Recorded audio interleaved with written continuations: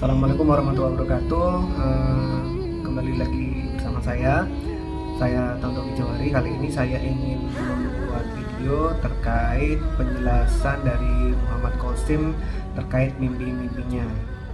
Silakan lihat videonya hingga selesai.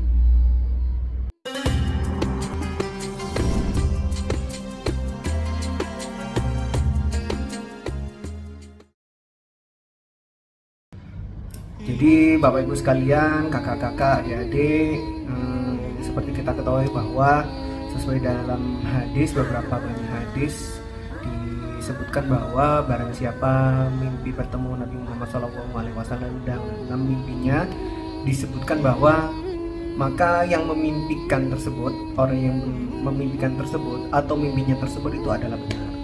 Dan barang siapa melihat Nabi Muhammad dalam mimpinya, sesungguhnya itu memang benar-benar melihat beliau. Karena memang setan itu tidak bisa menyerupai beliau. Oleh karena itu saya ingin coba menjelaskan, saya coba membacakan ini ya, komentar atau penjelasan dari Muhammad Qasim bin Abdul Karim terkait apa yang telah beliau alami selama ini.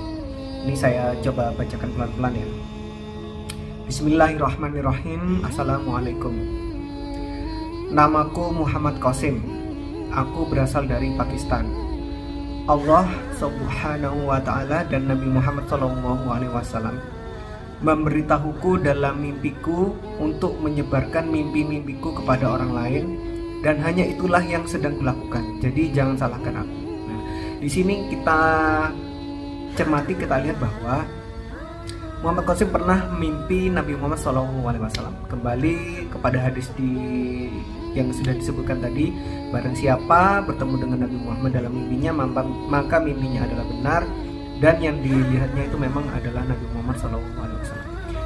Jadi jika ada seseorang mimpi ketemu Nabi Muhammad, kemudian dalam mimpi tersebut Nabi Muhammad menginstruksikan atau meminta tolong kepada yang mimpi tersebut untuk menyebarkan suatu mimpi, maka insya Allah mimpinya itu benar. Jadi ini yang sedang dilakukan oleh Muhammad Qasim itu sebenarnya.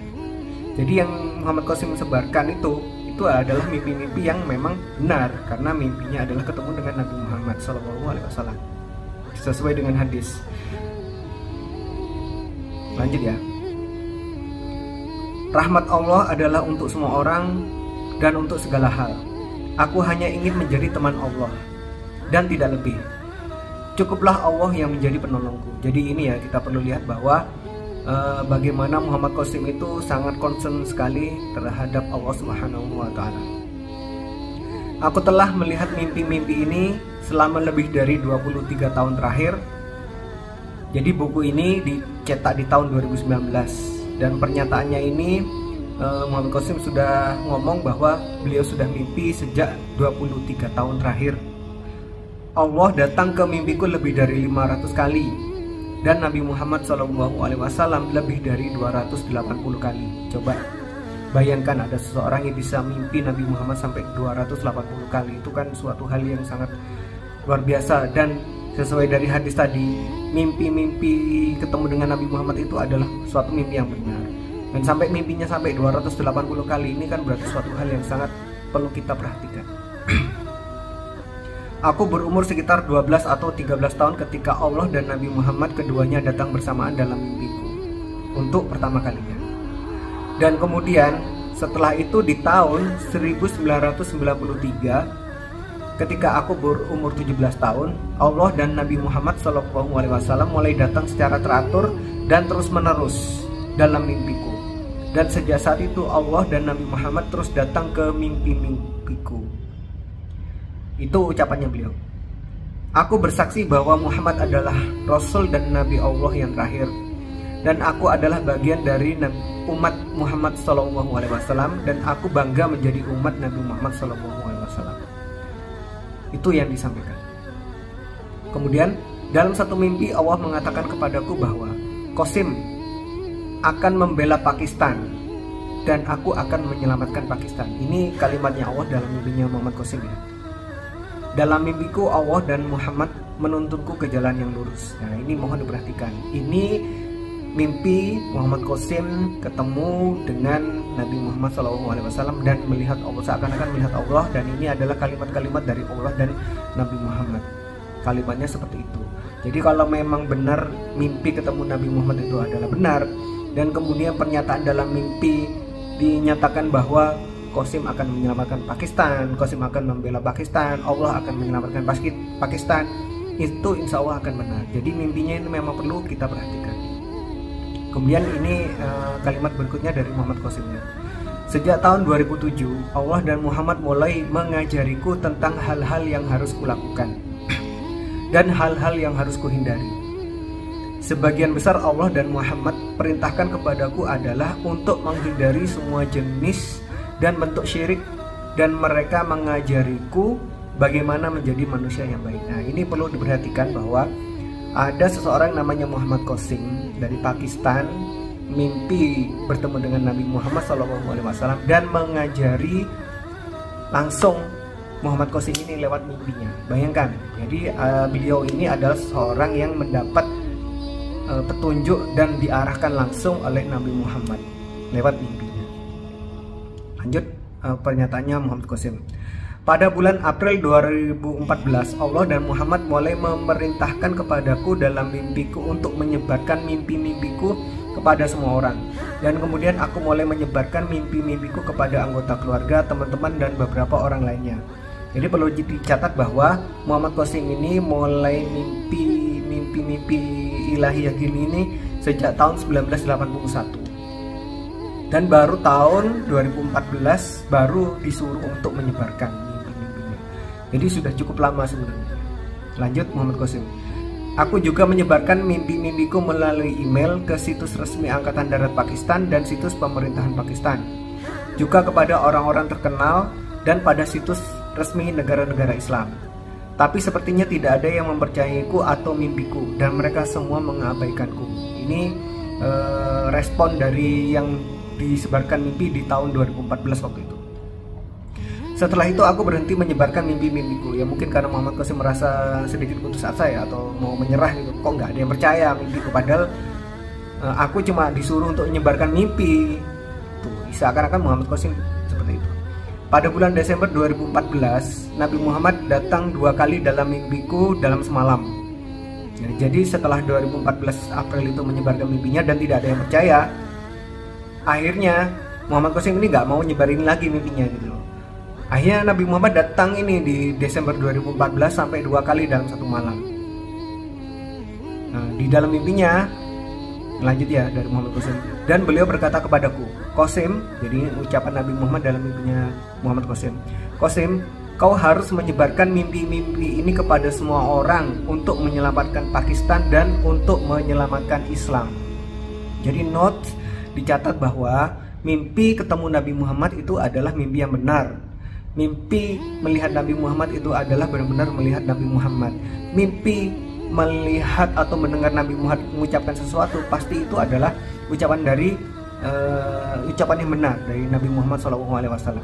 Kalau sampai ada suatu mimpi Nabi Muhammad menyatakan bahwa kita harus melakukan sesuatu untuk menyelamatkan Islam, ya berarti kita harus lakukan. Nah, ternyata di sini Muhammad Qasim diperintahkan untuk menyebarkan mimpi untuk menyelamatkan Islam. Jadi untuk menyelamatkan Islam adalah untuk saat ini kita adalah menyebarkan mimpi-mimpinya Muhammad Qasim. Notes itu yang perlu dicatat. Kemudian lanjut dari Muhammad Qasim. Aku menjadi bingung dan aku berkata pada diri sendiri bahwa aku telah menyebarkan mimpi-mimpiku kepada banyak orang, namun mereka tidak mempercayaiku. Apalagi yang harus kulakukan? Itu kata Muhammad Qasim. Kemudian sekolah pesawat diserang dan aku memikirkan peristiwa itu. Lalu aku memutuskan untuk menyebarkan mimpi-mimpiku di internet. Izinkan aku menjelaskan bahwa aku adalah orang yang sederhana dan tidak religius. Itu katanya Muhammad Qasim. Wajahku dicukur bersih. Nah, kalau teman-teman lihat, Muhammad Qasim tidak pakai jenggot, tanpa kumis dan jenggot. Aku tidak berdoa secara teratur, dan aku juga tidak melakukan sholat tahajud. Aku hanya berbicara yang sebenarnya dan aku tidak bohong. Nah, ini perlu dicatat. Muhammad Qasim itu adalah orang yang sangat-sangat biasa, orang yang sangat-sangat awam, orang-orang biasa seperti kita-kita, bukan alim ulama, bukan seorang ulama ahli hadis, ahli Al-Quran, bukan orang-orang seperti itu. Dia itu hanya orang-orang biasa saja. Cuma yang istimewa di sini adalah beliau menyatakan bahwa beliau hanya berbicara yang benar dan tidak berbohong. Nah, ini perlu dicatat bahwa beliau adalah orang yang benar perkataannya dan tidak bohong. Itu yang perlu dicatat. Apa persamaannya dengan Nabi Muhammad? Nabi Muhammad adalah Al-Amin. Itu ya. Kemudian lanjut Muhammad Qasim. Aku tidak tahu mengapa Allah dan Nabi Muhammad terus datang dalam mimpi-mimpiku. Pada tahun 1994 Allah memberitahuku dari langit dan aku masih ingat kata-katanya. Ini kalimatnya Allah ya. Qasim, janji-janji yang telah kuberikan kepadamu, aku benar-benar akan memenuhinya. Dan jika aku gagal memenuhi janjiku, maka aku bukanlah raja seluruh alam. Mohon catat. Sejak hari itu aku telah menantikan Allah. Kapankah waktu janjinya tiba dan kapan penantianku akan berakhir? Aku tidak berputus asa dari rahmat Allah. Setiap kali aku mulai berputus asa, maka Allah atau Muhammad akan datang ke mimpiku dan mengatakan, Qasim, janganlah berputus asa dari rahmat Allah. Qasim, bersabarlah. Allah tidak menyia-nyiakan pahala orang-orang yang sabar. Dan Allah adalah perancang terbaik segala urusan. Mereka memotivasiku. Mereka ini maksudnya Allah dan Nabi Muhammad ya. Mereka memotivasiku dengan kata-kata seperti itu sehingga aku menjadi segar dan semangat kembali. Coba dicek kata-katanya yang muncul dalam mimpinya yang disampaikan oleh Allah dan Nabi Muhammad lewat mimpinya ini.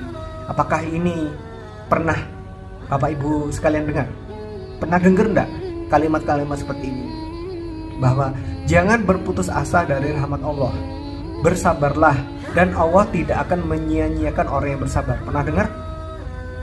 Dan Allah adalah perancang terbaik dari segala urusan. Pernah dengar?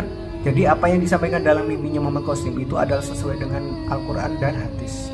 Mohon diperhatikan. Pada bulan Januari 2014 Allah mengatakan padaku, Qasim, aku sudah mengujimu selama 20 tahun.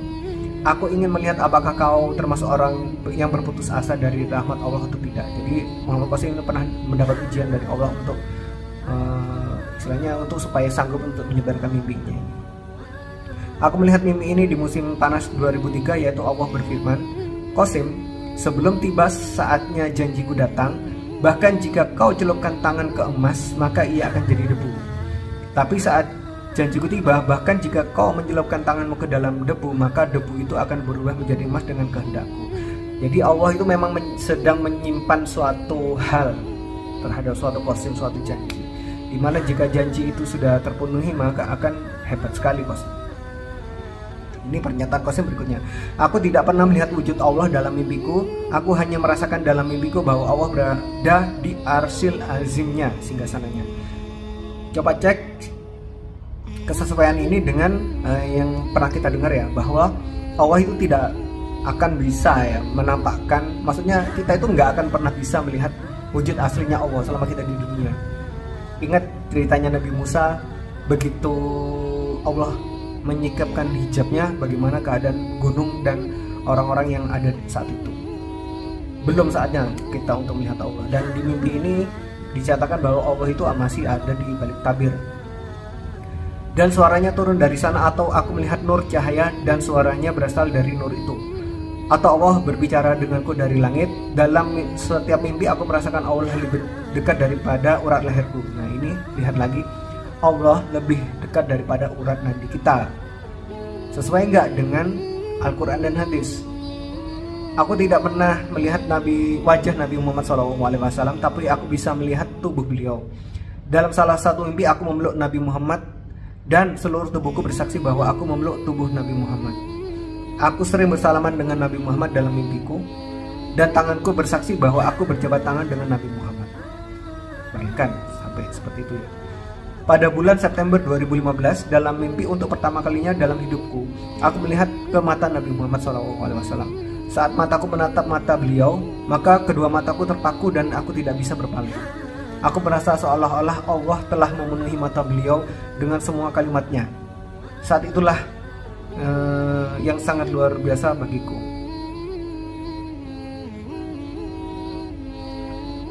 Jadi itu kalimat-kalimatnya beliau. Ini saya coba skip lagi ya. Nah, coba ini. Ada lagi. Dan aku juga sering melihat Isa alaihissalam dalam mimpi-mimpiku. Dalam beberapa mimpi aku melihat ketika seluruh dunia telah menjadi damai. Kemudian Dajjal dari tempat lain akan datang dan mencoba untuk menghancurkan kedamaian dunia.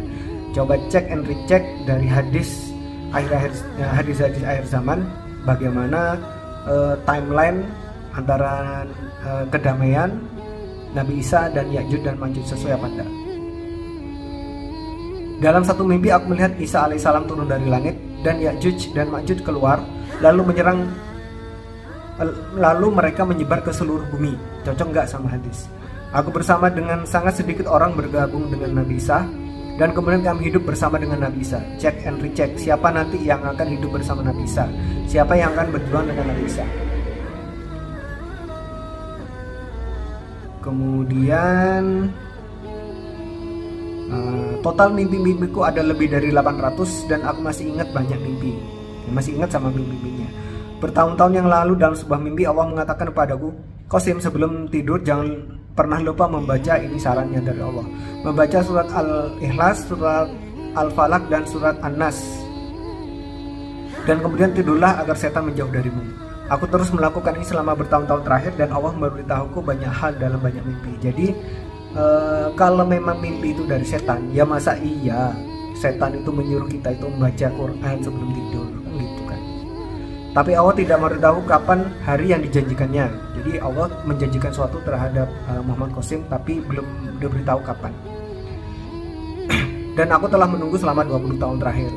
Jadi Muhammad Qasim ini dijanjikan sesuatu oleh Allah, tapi selama 20 tahun terakhir masih aja belum ada itu janjinya. Aku tidak hilang harapan selama 20 tahun terakhir. Tetap berharap janjinya Allah itu akan muncul, kabulkan. Aku tidak tahu kapan atau bagaimana aku akan mencapai takdirku, katanya Muhammad Qasim. Aku bahkan tidak tahu apa takdirku, lihat Muhammad Qasim. Hanya Allah yang maha mengetahui yang terbaik, itu katanya beliau. Allah juga mengatakan kepadaku, Qasim, jika ada yang menyebut kamu pembohong, sekali lagi di ini ya kalimatnya Allah dalam mimpinya, Qasim, jika ada yang menyebut kamu pembohong, katakan padanya, kamu datang dan aku akan datang juga, dan kemudian kita akan mengirim kutukan Allah atas pembohong. Dan siapapun yang menggunakan nama Allah dan Muhammad untuk menyesatkan orang, maka dia harus tetap dalam api neraka selamanya, dan kutukan Allah atas para pendusta. Amin. Bagaimana coba tantangan Allah kepada orang-orang yang berani berdusta dengan menggunakan nama Allah dan Nabi Muhammad? Dan bayangkan kalau misalnya ini Muhammad Qasim berbohong, ini sudah menggunakan nama Allah dan Nabi Muhammad. Bayangkan kalau misalnya Muhammad Qasim tahu resiko jika dia itu berbohong atas nama Nabi Muhammad dan atas nama Allah, maka akan mendapatkan siksa api neraka. Karena ada hadis kan, barang siapa berbohong atas namaku maka silakan nyari tempat di neraka. Mohon dicek ada hadisnya. Jadi saya rasa Muhammad Qasim insya Allah pasti benar, dan dia itu terkenal sebagai orang yang jujur, tidak pernah berbohong, mengatakan sesuatu yang benar. Dan yang disampaikan, ada kata mimpinya ini yang disampaikan ini memang benar, dan memang mimpinya ini adalah ketemu Nabi Muhammad, di mana ketemu Nabi Muhammad itu adalah suatu mimpi yang benar, maka mimpi-mimpinya Muhammad Qasim bin Abdul Karim ini adalah benar. Jadi itu adalah komentar Muhammad Qasim terkait apa yang sedang beliau lakukan, yaitu menyebarkan mimpi. Apa dan bagaimananya dan kenapa beliau itu menyebarkan mimpi. Itu aja untuk video kali ini. Jangan lupa share video ini jika dirasakan bermanfaat, dan cek di deskripsi, nanti akan saya coba tampilkan channel-channel atau link-link yang membahas mimpi-mimpi Muhammad Qasim lainnya. Demikian, terima kasih. Wassalamualaikum warahmatullahi wabarakatuh.